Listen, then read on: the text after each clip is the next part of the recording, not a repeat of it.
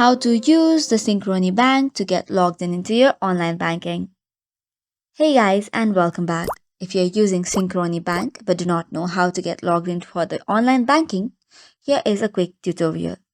So first of all, you need to open any of your browser on your Android and search for Synchrony Bank. Tap on the first link, which is the official website for the Synchrony Bank.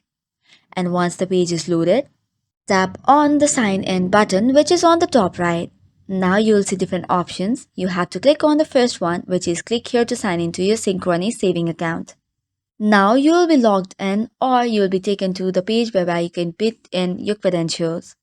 The first one is username, the second is password, then type on sign in to get logged in. In case you have forgotten the username or password, tap on any of them. Verify the information or the identification using your card number and SSF number, and you should be able to reset it as well.